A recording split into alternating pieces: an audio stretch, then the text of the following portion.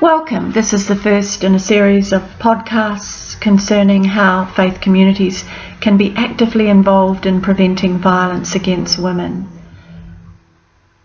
Violence against women is preventable. Let me repeat that statement. Violence against women is preventable. Violence is a choice, not an instinct, and it is never excusable. We are not pre-wired for aggression. Otherwise, the existence of peaceable people would be inexplicable. Men have a key role to play in preventing violence against women. We know that the impact of violence on the lives of Australian women and their children cut across lines of age, ethnicity, ability and class. And for some women that impact is lethal. Intimate partner homicides account for 20% of all homicides, and 4 out of 5 of these involve a man killing his female partner. There is no other problem, disease or illness that claims as many victims. In almost every case, the perpetrator is a male and the victim is a female. The violence and abuse by men towards women is rooted in our history, our laws, and woven into the very fabric of faith communities. Fear and constraint, hurt and humiliation, loss of self. These words characterize the realities of life for millions of women and girls all over the world. Our culture and norms are founded on the belief that women have less value than men. Our culture guarantees that there will always be a top and a bottom. Hard data and statistical analysis now show what common sense already knows, that inequality is socially corrosive and bad for our health. We know that as hierarchy increases, the quality of social relations deteriorate. The more hierarchical and unequal the social environment, the less likely we are to trust each other. The more inequality results in higher levels of stress, particularly for those with less social status. For those at the top of the pecking order, the more we use dominant strategies, including discriminating against those at the bottom. It is part of the same culture that condones, tolerates, or dismisses men's violence against women. The latest National Community Attitude Survey on Violence Against Women illustrates the inextricable link between gender violence and gender inequality. The survey of some 17,000 Australians revealed a disturbing acceptance of violent attitudes. A quarter of those asked believe men could be excused from domestic violence if they lost control or regretted it. The link between inequality and violence was driven home to me recently. A faithful member of a local Anglican parish said he really didn't understand what all the fuss was about. Sure, women had been abused in the past, but today, he said, women had never had it so good. Besides, women aren't the only group to be oppressed.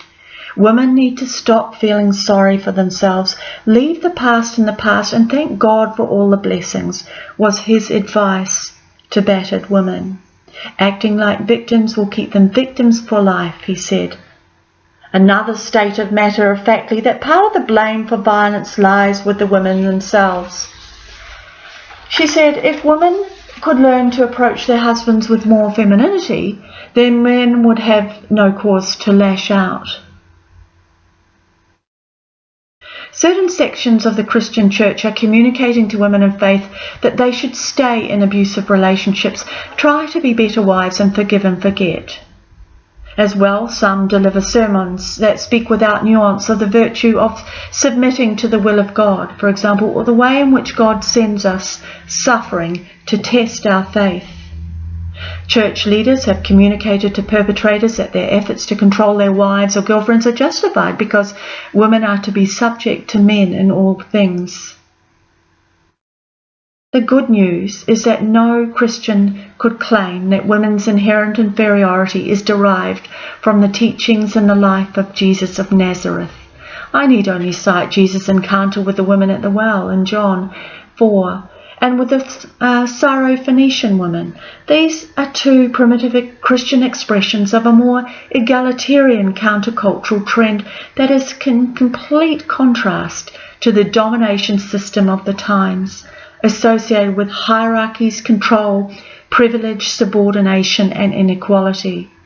In the prophetic, charismatic, foundational age of Christianity, individual women had particularly close access to Jesus and played important active roles which break with the patriarchal relations of their respective socio-historical contexts. This means that any understanding of Christianity's role in the lives of women and men is incomplete if our sacred texts are understood as simply endorsing the rule of men over women. Working alongside women of faith, some of whom have survived violence and now actively work to prevent violence from occurring in the first place, it is important to note that they are not passive victims. On the contrary, they have discovered for themselves gospel values characterized by partnership, interdependence, equality of opportunity, and mutual respect. These values affirm their equal worth before God, and that is why they continue to be active members of their local parish. Violence in our homes is virulent. It reaches even into vicarages and rectories and is exercised in some quarters as a part of a daily Christian ethic. Our sacred text is also one of the best sources for drawing forth living water, with the potential to transform the quality of male and female relationships congruent with partnership values. And so the three key actions for Christian leadership are this: to recognize that religious beliefs, texts, and teachings can serve both as roadblocks and as resources for victims of violence. If, as communities of faith, we are really committed to the spiritual well-being and flourishing of all people, then, friends, we need to deepen our examination of religious texts and teachings and sensitively explore new interpretations so that we minimize the roadblocks and maximize the resources for preventing gender violence. Secondly, to turn away from institutional dynamics that enable the distortion and abuse of power and towards domination-free models of leadership and ministry that enable and empower women and men equally. And lastly, but by no means least, to speak up when we witness disrespect, discrimination, and inequality. Men in particular can play an important role today, no matter how small, whether it is in challenging sexist jokes, the trivialization, minimization, or excusing of violence and to blaming the victim, or in speaking up when they see or experience bullying, intimidation, or abuse. No woman should ever be forced to choose between safety and her faith community. She should be able to access the resources of both.